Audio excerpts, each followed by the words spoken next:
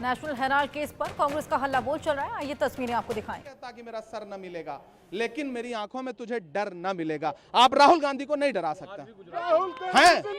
बिल्कुल, राहुल गांधी जी गुजरात में हैं और मिशन गुजरात, अधिवेशन, बिहार में सक्रियता, असम का संभावित चुनाव, क्रोनोलॉजी समझ लीजिए। यही है भाजपा की नफरत की और डर की राजनीति कि विपक्ष से जनता के भरोसे ना जीत सको तो एजेंसियों को उतार दो, ईडी को उतार दो, इलेक्शन कमीशन को उतार दो, सारे संसाधन उतार दो और विपक्ष को डराओ। 11 पिटीशन सुप्रीम कोर्ट में है वक्त संशोधन। मुझे लगता है आज हम इस मुद्दे पर बात कर रहे हैं, उस सुनवाई के बाद उस पर बात करेंगे।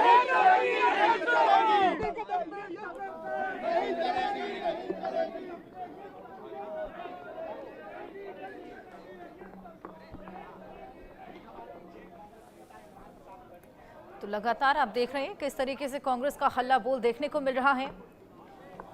राहुल और सोनिया के खिलाफ ये चार्जशीट, जिसके बाद देश भर में ईडी दफ्तरों के बाहर ये प्रदर्शन देखने को मिल रहा है। राहुल सोनिया पर मनी लॉन्ड्रिंग के आरोप लगे हैं और उसी के बाद आज प्रदर्शन का ऐलान, जिसकी तस्वीरें आपके सामने। नेशनल हेराल्ड का ये केस, सुब्रमण्यम स्वामी का वो एक बयान, जिसके बाद लगातार यहाँ पर ये मामला तूल पकड़ता जा रहा है। हमने देखा किस तरीके से 2022 में भी तमाम सवाल जवाब राहुल गांधी और सोनिया गांधी से किए गए थे, तमाम सवाल वहां पर पूछे गए थे। ये तो बात स्पष्ट है कि जब जब कांग्रेस पार्टी एक्टिव नजर आती है, जब जब कांग्रेस पार्टी दोबारा से खड़े होकर पब्लिक के बीच में जाना शुरू करती है, तो ईडी कांग्रेस के नेताओं के घर आना शुरू हो जाती है। ये ईडी का जो केस है, ये ईडी का केस लगातार जब जब राहुल गांधी जी की एक्टिविटी लगती है कि अब मोदी जी को लगता है कि अब वो ज़मीन पे असर दिखा रही है, तो वो ईडी का हथियार वापस निकाल के लाते हैं। लेकिन इसी बीच रॉबर्ट वाड्रा साहब को भी कल बुलाया गया, आज फिर बुलाया गया नहीं, और कल प्रताप सिंह कचरियावास हमारे जो नेता हैं राजस्थान में, उनके ऊपर भी कार्रवाई हुई है। ये वही ईडी कार्रवाई करती है ना। पिछले 10 साल के अंदर उन्होंने लगभग 193 नेताओं के ऊपर कार्रवाई की है और अभी तक फाइनल एक्शन कितनों पे हुआ है? 2 पर।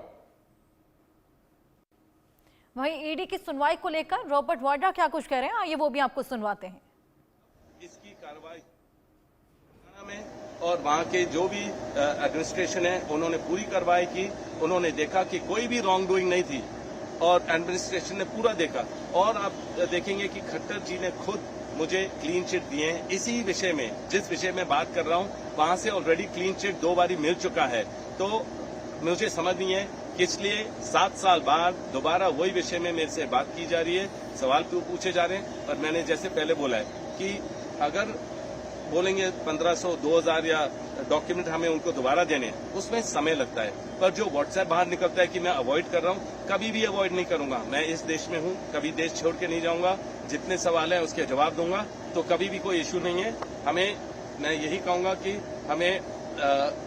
मैं यहाँ पूरा स्ट्रांग हूँ, मैं सारे जवाब दूंगा और मेरे को कोई इश्यू नहीं है।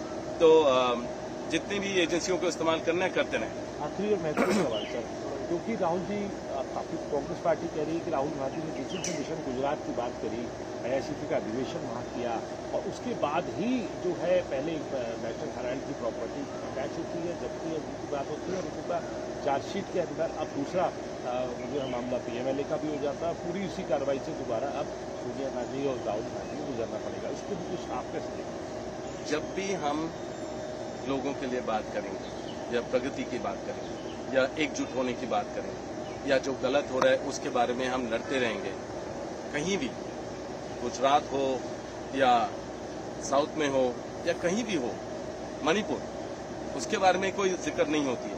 हम उसके लिए भी लड़ रहे हैं। पर यह है कि जरूर हमारे ऊपर एजेंसियां छोड़ेंगे, आईटी वाले मेरे दफ्तर आएंगे, नोटिस मिलेंगे और सदियों से चला आ रहा है। पर हम एकजुट हैं, हम लड़ते रहेंगे पूरी जनता के लिए। जनता की आवाज बुलंद करेंगे, चाहे संसद में हो या बाहर हो, और हमें कोई नहीं रोक पाएगा।